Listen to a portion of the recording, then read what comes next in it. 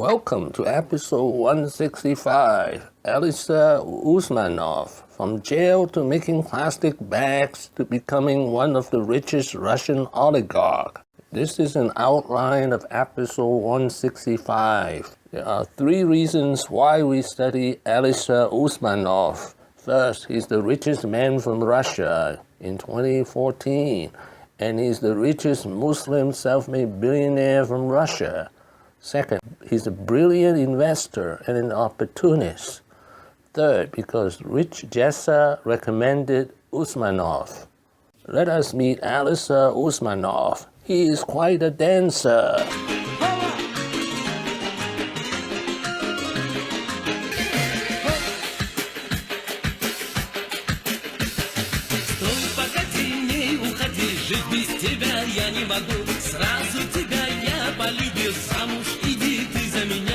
Usmanov was born in Richest, Uzbekistan, Soviet Union in 1953.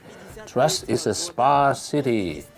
Like most people, this is a map of Uzbekistan.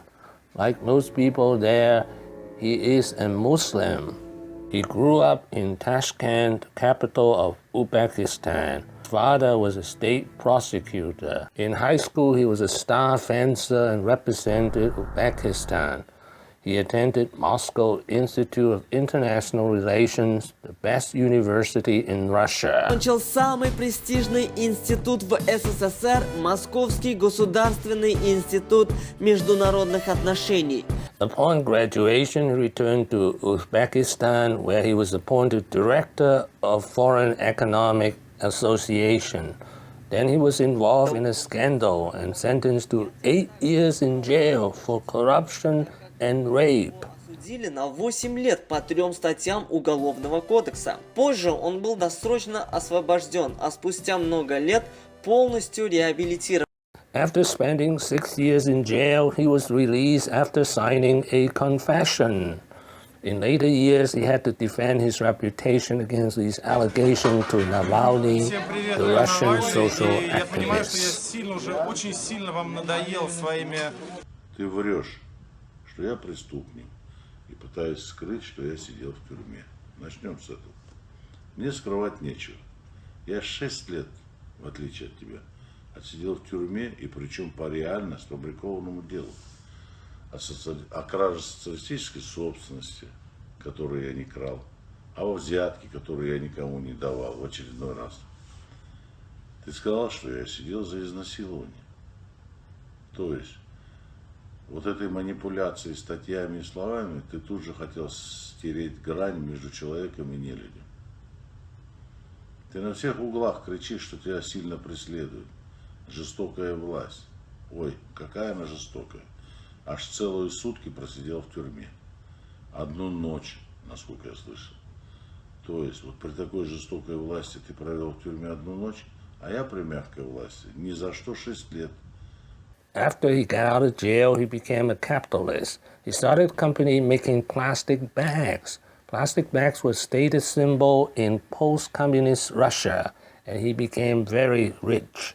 He had made his first capital. In 1992, he married Irina Vaina. It was her second marriage. She was 44, he was 39. Irina is Jewish and one of the most successful Russian gymnastic coach. And with all his connections, he became a good friend of Putin too. In the late 1990s, he invested in Metalo Invest and made his second fortune in iron and steel. Решение о проведении промышленного эксперимента по обогащению окисленных железистых кварцитов. В мире установкой по производству горячебрикетированного замена монтажного разливочного проекта позволит увеличить мощности по производству кокса. Soon he was involved with Gazprom, Russia's largest state-owned oil and gas company. Of Gazprom Invest Holdings, which of course is Russia's largest oil producer. Uzbekistan is an important part of Gazprom.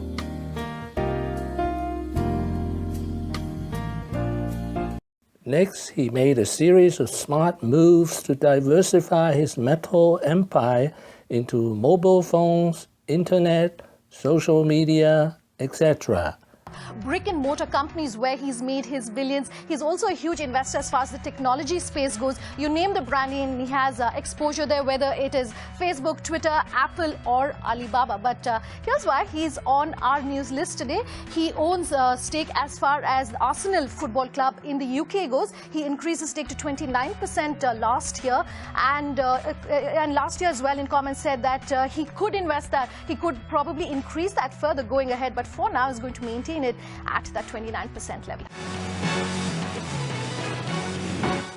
In 2017, he owns Apple, Facebook, and he said he made 500% return on Alibaba. I have a presence in the US market, in the Chinese market. We invest a lot in Europe. In Russia, we also have made large investments, and they are primary to us. They are most fundamental. As an example, one of our investments in China, Xiaomi, we invested in the company in which we have recognized a future technological giant. As to the regional preference, I think a big attention should be given to the Indian market, particularly the internet trade. We are looking now at this. I think emerging markets are still undervalued. Can I ask you, Alibaba, how much money did you make on Alibaba, and do you still have a stake? No,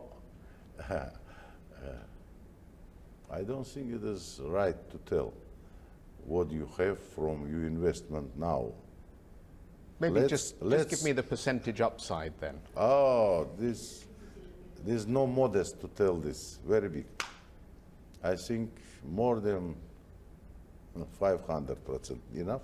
He's a very wise and a very rich man. In 2014, he bought the Nobel Prize medal of James Watson and returned the medal to the old scientist. Alisher Usmanov, the richest man in Russia, has bought the Nobel Prize that was received in 1962 by James Watson, an American and one of the discoverers of DNA. The billionaire paid almost $4.8 million for the medal.